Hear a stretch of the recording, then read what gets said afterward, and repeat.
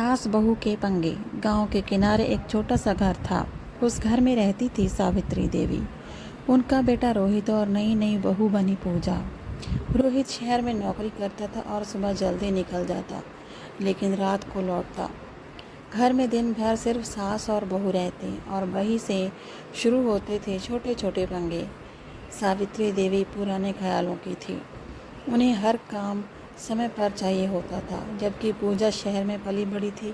उसे हर काम आराम से करने की आदत थी। एक सुबह बहू सूरज सिर पर चढ़ाया है और अभी तक रसोई साफ नहीं हुई, सावित्री देवी ने तेज आवाज़ में कहा। पूजा चुप रही, लेकिन उसके मन में गुस्सा भर आया। उसने धीरे से कहा, माँ जी, रात को मेरी तबीयत ठीक नहीं थी। हमने भी ज़िंदगी देखी है बहू, घर जिम्मेदारी से चलता है, बहानों से नहीं। सावित्री देवी ने ताना मार दिया। पूजा की आंखें भर आई। उसे लगा जैसे इस घर में उसकी कोई कदर ही नहीं। दिन गुजरते गए। हर छोटी बात पर दोनों में बहस होने लगी। कभी खाने में नमक ज़्यादा हो जाता, कभी कपड़े ठीक से नहीं सूखते, कभी पूजा फ़ोन ज़्यादा चला लेती, तो कभी सावित्री देवी हर बात में टोका टाकी करती। रोहित बीच में फंस चुका था। एक तरफ माँ, दूसरी तरफ पत्नी। एक रात रोहित ने थके हुए स्वर में कहा, बस करो आप दोनों, घर घर जैसा नहीं रहा। उसकी आंखों में आंसू थे, लेकिन दोनों अपने अपने गुस्से में थी। कुछ दिनों बाद पूजा की माँ बीमार हो गई। पूजा मायके जाना चाहती थी, लेकिन उसी समय सावित्री देवी की तबीयत भी खराब रहने लगी। पूजा दुविधा में थी। उसने रोहित से कहा, मैं क्या करूं? उधर माँ अस्पताल में है, इधर माँ जी अकेली हैं।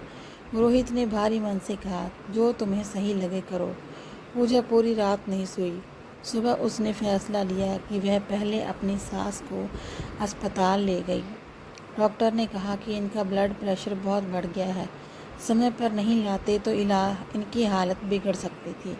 सावित्री देवी चुपचाप पूजा को देखती रही। घर लौटते समय पहली बार उन्होंने धीरे से पूछा, तू मायके नहीं गई? पूजा की आंखें नम हो गई। माँ जी, आप भी तो मेरी माँ जैसी हैं। ये सुनते ही सावित्री देवी का दिल पिघल गया।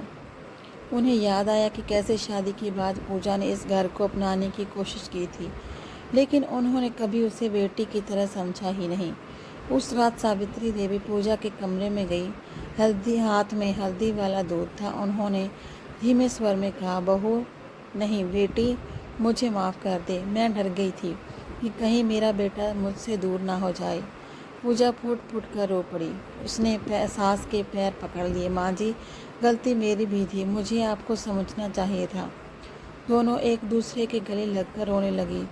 दरवाजे पर खड़ा रोहित ये सब देख रहा था। उसकी आंखों में भी आंसू थे, लेकिन इस बार ये खुशी के आंसू थे। उस दिन के बाद घर बदल गया। अब सावित्री देवी पूजा को हर बात पर टोकती नहीं थी और पूजा भी उनकी दवाइयों से लेकर खाने तक का पूरा ध्यान रखती। गांव वाले कहते, पहले इस घर से लड़ाई की आवाज़ आती थी, अब हंसी ही सुनाई देती है, क्योंकि रिश्ते पंगे से नहीं टूटते। रिश्ते तब टूटते हैं जब लोग एक दूसरे को समझना बंद कर देते हैं।